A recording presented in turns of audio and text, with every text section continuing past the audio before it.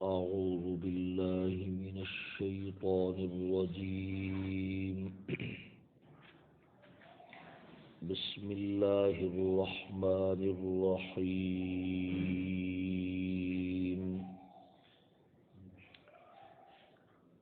ولا تحسبن الذين قتلوا في سبيل الله أمواتا بل أحياء عند ربهم يرزقون فرحين بما آتاهم الله من فضله ويستبشرون بالذين لم يلحقوا بهم من خلفهم ألا خوف عليهم ولا هم يحزنون يستبشرون بنعمة من الله وفضل وأن الله لا يضيع أجر المؤمنين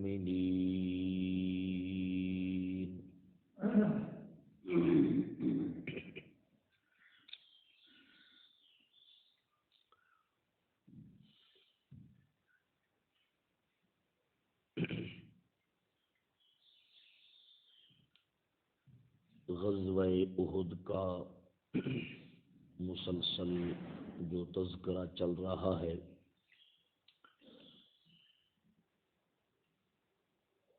منافقین کا حضرات صحابہ کرام جو میدان احد میں شہادت کے اعلیٰ منصب پر فائز ہو گئے،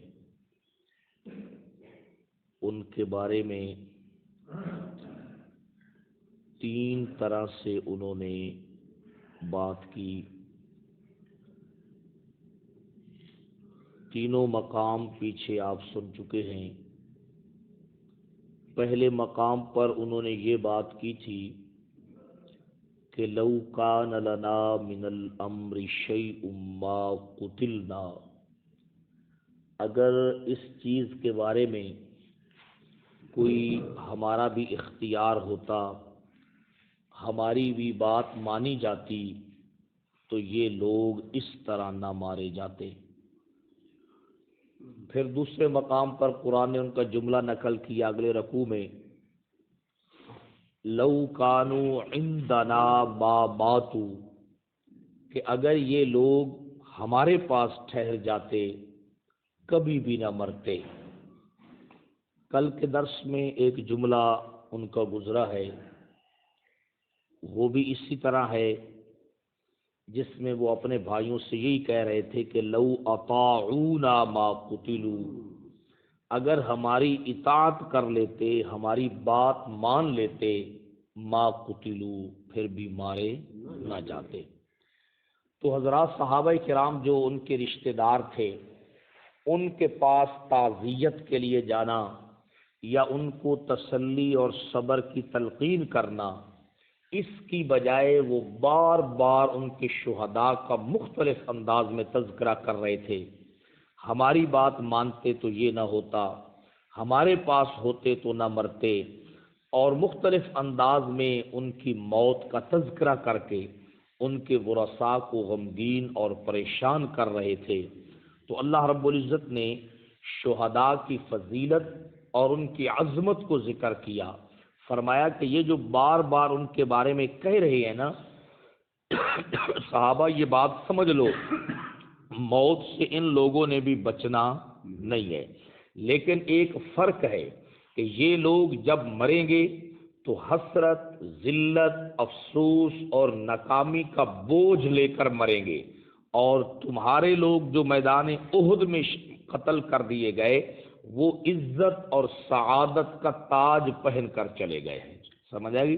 فرمایا کہ موت سے یہ بھی نہیں بچ سکتے کہ اگر تمہارے ذہن میں ہو کہ یہ جو باتیں کر رہے ہیں کہ ہمارے پاس ہوتے، ہماری بات مانتے اور ہمارا اختیار ہوتا تو یہ لوگ قتل نہ کیے جاتے۔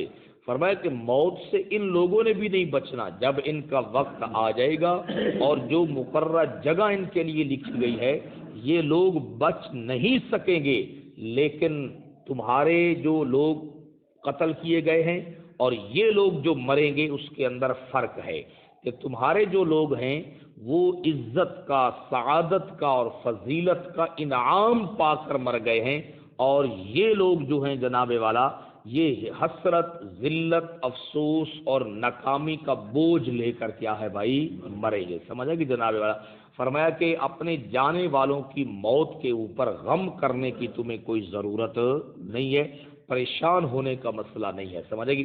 اور کچھ صحابہ کرام جو ہیں ان کے جو لواحقین تھے، جب ان کے پاس کوئی اچھا کھانے کا رزق آتا یا کوئی پینے کی چیز آتی تو وہ حسرت اور افسوس کے ساتھ کہتے کاش وہ جو ہمارے لوگ چلے گئے، کاش کہ آج وہ ہمارے پاس ہوتے تو آج وہ بھی اسی طرح کا رزق کیا ہے کھاتے۔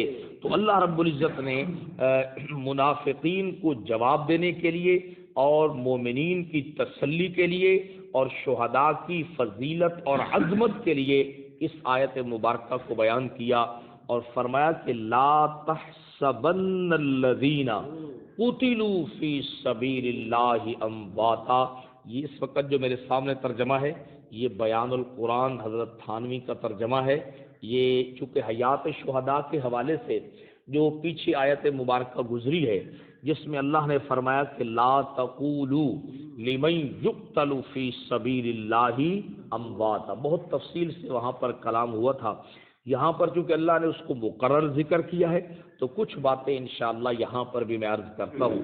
ترجمہ سنیے پہلے، پھر اس کے بارے میں جو مختصر وضاحت حضرت تھانوی نے یہاں پر کی ہے وہ آپ کی خدمت میں عرض کرتا ہوں۔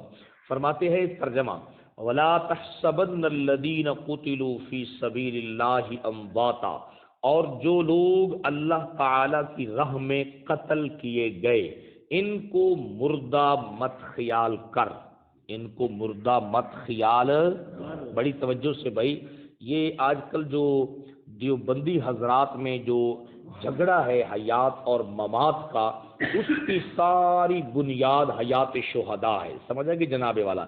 جو لوگ کہتے ہیں کہ قبروں والے زندہ ہیں، اسی جسم کے ساتھ زندہ ہیں، ان کی روحیں واپس آ جاتی ہیں، اور پھر انبیاء کرام کے حوالے سے وہ دعویٰ کرتے ہیں کہ وہ بھی موت کے بعد اسی جسم کے ساتھ زندہ ہیں، اپنی دنیاوی قبور کے اندر زندہ ہیں، اور جناب والا ان کی حیات دنیاوی حیات ہے، وہ برزخی یا اخروی حیات نہیں ہے۔ تو وہ بھی انہی آیات سے استدلال کرتے ہیں اور کہتے ہیں کہ دیکھو جب شہداء زندہ تو انبیاء بھی زندہ، ہم بھی یہی کہتے ہیں جب شہداء زندہ تو انبیاء بھی زندہ۔ لیکن یہ ذرا سمجھ لیں کہ شہداء کی جو زندگی ہے وہ شہادت کے بعد دنیاوی زندگی ہے یا اخروی اور جنت والی زندگی ہے۔ یہ ذرا ترجمہ سن لیں پہلے۔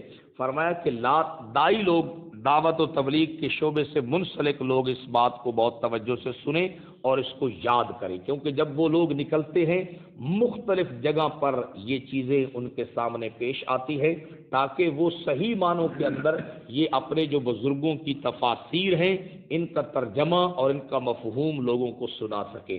کیونکہ جب لوگ آپ کے سامنے بات کریں گے، جو اکثر میں آپ کو کہتا رہتا ہوں، تو وہ تفسیر بیان القرآن کا حوالہ نہیں دیں گے، وہ تفسیر عثمانی کا حوالہ نہیں دیں گے، وہ تفسیر معارف القرآن کا حوالہ نہیں دیں گے، وہ لوگوں کی دوسری لکھی ہوئی کتابوں کی باتیں کیا ہے بھائی کریں گے۔ کم از کم آپ کو جو بزرگوں کی تفاسیر ہیں قرآن مجید کا جو ترجمہ ہے اس کا مفہوم آپ کو آنا چاہیے۔ کیا ترجمہ ہے؟ اور جو لوگ اللہ تعالی کی راہ میں قتل کیے گئے ان کو مردہ مت خیال کر، بلکہ وہ لوگ زندہ ہیں، اپنے پروردگار کے مقرب ہیں، اپنے پروردگار کے کیا ہیں؟ مقرب ہیں، اور ان کو رزق بھی ملتا ہے، ان کو رزق بھی ملتا ہے۔ تو اس میں دونوں باتوں کی وہ بات آ گئی جناب والا کہ یہ جو بار بار ان کو کہہ رہے ہیں شہداء کرام کے حوالے سے ما ماتو، یہ لوگ نہ مرتے، یہ لوگ نہ مرتے، یہ لوگ نہ مرتے۔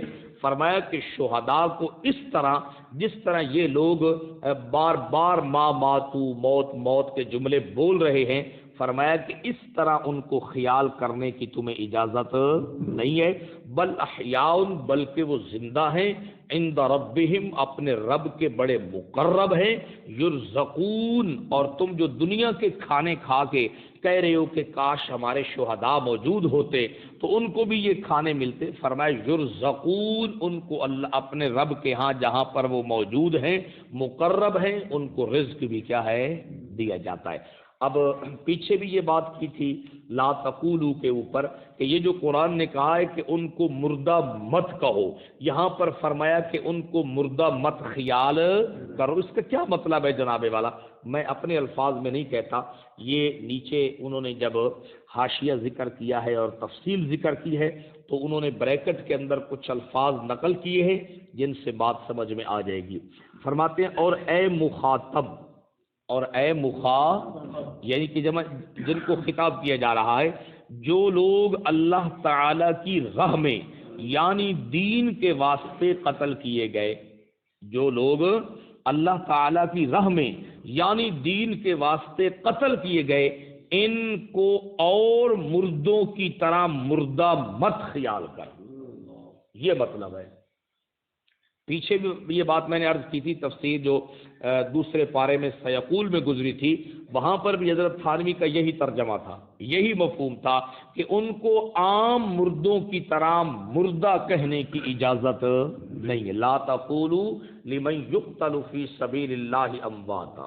ماشاءاللہ جاگ کر بیٹھے بھائی، کیا مسئلہ ہے؟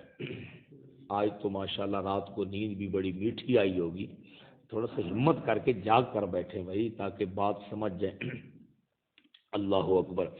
تو وہاں پر بھی حضرت تھانوی نے یہی بات کی تھی کہ لا تقولوا لمن يقتل فی سبیل اللہ امواتا، کیا مطلب ہے کہ جو اللہ کی راہ میں قتل کیے جائیں ان کو مردہ نہ کہو، کیا مطلب ہے ان کو معمولی اور عام مردہ مت کہو، یہ مطلب ہے، یہ مطلب نہیں کہ ان کو سرے سے مردہ کہنے کی بھی اجازت نہیں ہے، سمجھے گے؟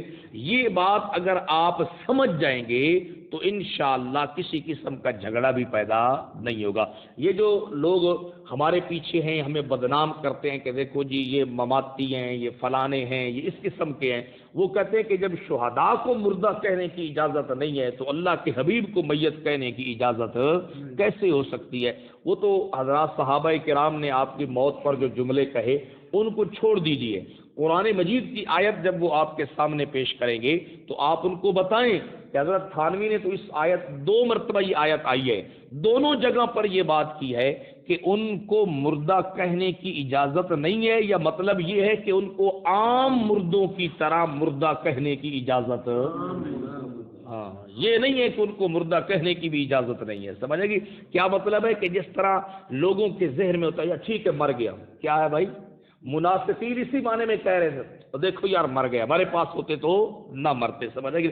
اب آپ ایمانداری سے بتائیں، یہ تو میں اور آپ لوگ ہیں، کوئی اچھا ایمان والا بھی فوت ہو جائے تو کیا خیال ہے اسے عام حقارت کے ساتھ کبھی ایمان والوں نے کہا ہے کہ بھائی چھوڑو یار مر گیا؟ نہیں، بلکہ عزت اور تکریم کے ساتھ کہتے ہیں۔ یہاں پر بھی یہی بات سمجھ لیں، فرمایا اور اے مخاطب، جو لوگ اللہ تعالیٰ کی راہ میں یعنی دین کے واسطے قتل کیے گئے، ان کو اور مردوں کی طرح مردہ مت خیال کر، اور مردوں کی طرح ان کو مردہ، ہاں سمجھ آئے گی؟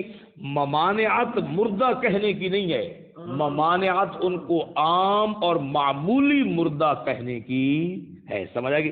آگے سنیے ذرا، مت خیال کر بلکہ وہ لوگ ایک ممتاز حیات کے ساتھ زندہ ہیں، ممتاز حیات کے ساتھ کیا ہیں؟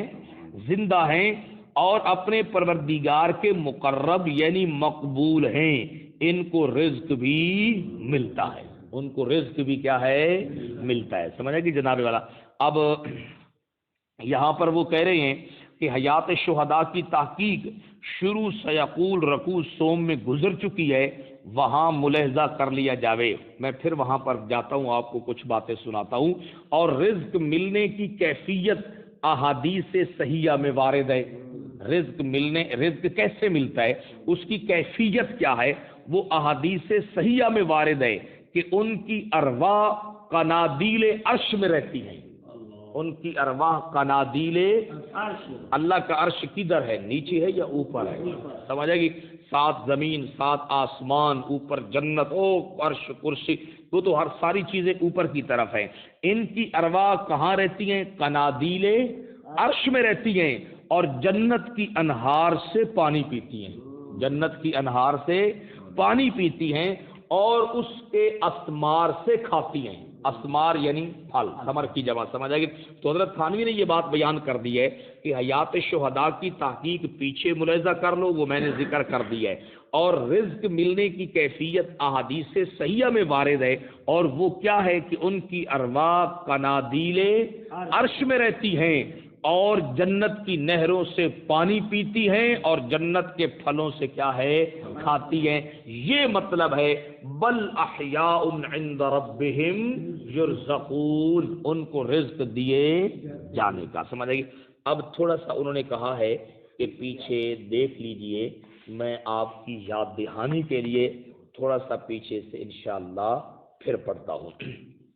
دیکھیے یہ سیقول کے تحت جو فائدہ ہے، سیقول دوسرے رکوع کے اندر، دوسرے پارے کے رکوع کے اندر فرماتے ہیں ایسے مقتول کو شہید کہتے ہیں، ایسے مقتول کو شہید کہتے ہیں، اور اس کی نسبت گو یہ کہنا کہ وہ مر گیا صحیح اور جائز ہے.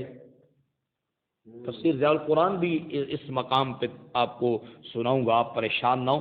پہلے یہ بات سن لیں کہ تھانوی صاحب کیا کہتے ہیں، اور اس کی نسبت گو یہ کہنا، اس کی نسبت گو یہ کہنا کہ وہ مر گیا صحیح اور جائز ہے. بولو یار، صحیح اور جائز ہے، لیکن اس کی موت کو دوسرے مردوں کی سی موت سمجھنے کی ممانعت کی گئی ہے.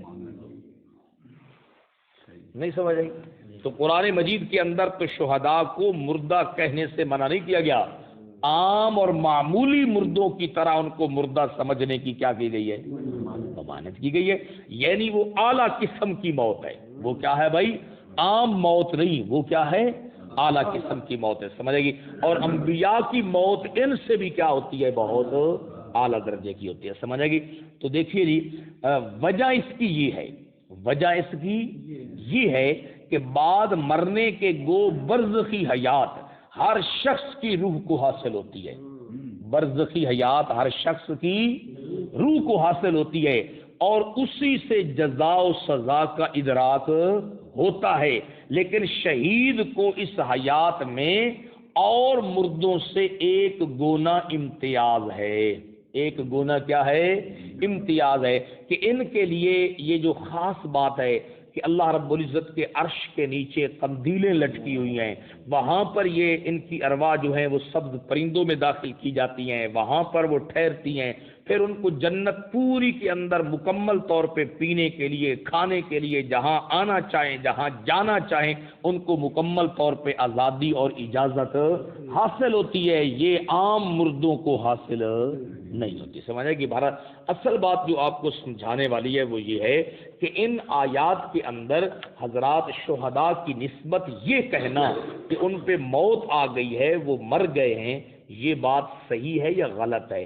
صحیح ہے. سمجھے گی. لیکن ممانعت کس چیز کی ہے کہ ان کو عام مردہ کہنا اور دل میں ان کو عام مردہ خیال کرنا اور تصور کرنا، اس کی شریعت میں اجازت نہیں ہے. اور حضرت تھانوی نے بیان کر دیا کہ موت کے بعد اگرچہ برزخی حیات ہر شخص کی روح کو حاصل ہے، مگر جس قسم کی حیات شہداء کو حاصل ہے اس قسم کی باقی لوگوں کو حاصل نہیں ہے. پھر جس طرح کی حیات انبیاء کو حاصل ہے اس طرح کی شہداء کو بھی حاصل نہیں ہے. سمجھے. اب آپ دیکھ لیں کہ جب شہداء کو معمولی میت سمجھنا دل میں یا زبان سے معمولی میت کہنا، اس کی اجازت نہیں ہے. ایمانداری سے آپ بتائیں کوئی کلمہ پڑھنے والا ذات نبوت کے بارے میں اس قسم کی بات کر سکتا ہے؟ نہیں کر سکتا. سمجھ آئیے. اب یہ جو آیت مبارکہ نازل ہوئی تھی نا، اس کے بعد اس کا شان نزول صرف سن لیں. یہ مسند امام احمد بن حنبل ہے، جلد 1 ہے، صفحہ نمبر 266 ہے. اور حضرت ابن عباس رضی اللہ تعالی عنہ سے روایت ہے، عن ابن عباس، یہ روایت میں اصل کتاب سے اس لیے سنا رہا ہوں عربی زبان میں تاکہ اللہ کے حبیب کے جو الفاظ ہیں ان کو جب پڑھا جائے گا تو اس کی برکات اور انوارات علیحدہ ہیں، باقی ہر مفسر نے اپنی تفسیر میں اس حدیث کو نقل کیا ہے۔ سنیے جی، قال رسول اللہ صلی اللہ علیہ وسلم، رسول اللہ صلی اللہ علیہ وسلم نے فرمایا، لما اصیب اخوانکم باحد، فرمایا جب احد کے میدان میں تمہارے بھائیوں کو شہادت پہنچ گئی اور تمہیں وہ زخم مل گئے، فرمایا جعل اللہ ارواحہم، جعل اللہ ارواحہم، کر دیا اللہ رب العزت نے ارواحہم، ان کی روحوں کو، فی اجواف طیر خضر، سبز رنگ کے پرندوں کے پیٹوں میں، سبز رنگ کے پرندوں کے پیٹوں میں۔ یہ آپ چلے جائیں گے نا، لوگ آپ کو یہ آیت تو بڑی سنائیں گے مگر یہ نبوت نے جو اس کی تشریح کی ہے اس کی طرف وہ جائیں گے نہیں۔ ہمارا صرف یہ قصور ہے کہ ہم کہتے ہیں کہ مانو، مگر اس طرح مانو اور اس کیفیت کے ساتھ مانو جس کے ساتھ خود سب سے پہلے قرآن مجید کی وضاحت کرنے والے امام الانبیاء جناب محمد الرسول اللہ صلی اللہ علیہ وسلم نے بیان کیا ہے۔ فرماتے ہیں اللہ کے حبیب نے فرمایا کہ اللہ نے ان شہدائے احد کی ارواحوں کو ڈال دیا، کس کے اندر؟ ان کے اپنے جسموں میں واپس ڈال دیا نا۔ بھائی دوبارہ میں مکرر عرض کر رہا ہوں کہ اللہ کے نبی کہتے ہیں کہ اللہ نے ان کی روحوں کو سبز پرندوں کے پیٹوں میں کیا کر دیا؟ داخل کر دیا۔ اور وہ سبز پرندے کہاں رہتے ہیں؟ اللہ کے عرش کے نیچے رہتے ہیں۔ لوگ کہتے ہیں کہ اللہ نے ان کی روحوں کو دوبارہ اسی جسم میں کیا کر دیا؟ ڈال دیا۔ اب اللہ کے حبیب کہتے ہیں کہ نہیں، ادھر نہیں ڈالا، کسی اور چیز کے اندر کیا کیا ہے؟ ڈالا۔ یہ کیفیت باقی مردوں کو برزخ میں حاصل نہیں ہوتی، اس وجہ سے ان کو فضیلت حاصل ہے۔ فرمایا تریدو انہار الجنت، یہ جنت کی نہروں پر آتے ہیں، تاکل من ثمارہا، وہاں پر اس کے پھل کھاتے ہیں۔ آگے سنو، وَتَأْوِي إِلَىٰ قَنَادِيلَ مِن ذَهَبٍ فِي ظِلِّ الْعَرْشِ، اللہ کے عرش کے سائے کے نیچے سونے کی قندیلوں میں آرام کرتے ہیں۔ سمجھ آ گئی جناب والا؟ جنت میں چلے گئے، نہروں پہ کھایا پیا، پھلوں سے کھایا، پھر واپس وہ کہاں پر آ کر آرام کرتے ہیں؟ اللہ کے عرش کے نیچے سونے کی کیا بنی ہوئی ہیں؟ قندیلیں بنی ہوئی۔ اب آگے ذرا سنو، کہتے ہیں اللہ کے نبی فرماتے ہیں فلما وجدوا طیب مشربہم ومأکلہم، جب انہوں نے جنت میں خوبصورت پینے کو پایا، خوبصورت کھانے کو پایا، وحسن مقیلہم، اپنی خوبصورت انہوں نے بات کو پایا، قالوا، کہنے لگے، یا لیت اخواننا یعلمون بما صنع اللہ لنا، کاش ہمارے بھائیوں کو پتہ چل جائے کہ اللہ نے ہمارے ساتھ کیا معاملہ کیا ہے، کاش ہمارے بھائیوں کو بھی پتہ چل جائے۔ سمجھ آئے گی جناب والا؟ یہ آج کا دور تو ہوتا تو پریشانی نہیں تھی نا، اس دور میں تو جنت والے صحابہ بھی پریشان ہیں کہ کس طرح ہمارے بھائیوں کو پیچھے پتہ چلے گا، اور یہ بھی ادھر بیٹھ کے کہہ رہے کاش وہ ہوتے، ہمارے ساتھ یوں کھاتے، ہمارے ساتھ یوں پیتے۔ وہ کس حالت میں ہیں ادھر والوں کو کوئی نہیں پتا، ادھر والوں کا بھی یقین ہے اللہ نہ بتائے تو پچھلوں کو پتہ چل سکتا۔ وہ صحابہ کے دور کی بات تھی نا، سمجھ آ گئی اصل میں نا۔ تو آج تو مسئلہ ہی نہیں تھا، 2-3 بزرگوں نے جانا تھا، شہداء کی قبروں پہ بیٹھ گئے ہیں، لو جی آنکھیں بند کر کے بیٹھے ہیں، مراقبہ کر رہے ہیں اور بتا رہے ہیں کہ شہداء کی ہمارے ساتھ ڈائریکٹ بات چیت ہو رہی ہے۔ اب جب آپ لوگ آپ کے سامنے بیان کریں گے نا کہ بھائی علاقے بھر میں ایسے بزرگ بنے ہوئے ہیں جناب والا، جس طرح یہ پیٹرولنگ گشت نہیں ہوتی جناب والا کہ ختم پڑھانے والے مولوی اور جناب 11ویں شریف، اسی طرح آپ پریشان نہ ہو، آپ کو کسی علاقے میں کوئی قبر ملی ہے، پتہ نہیں چل رہا کس کی ہے، بزرگ موجود ہیں، آپ لے جائیں، آنکھیں بند کریں گے، بتائیں گے فلاں اس کا نام ہے، فلاں جگہ سے آیا ہے، ہمارے ساتھ ڈائریکٹ بات چیت کر رہا ہے۔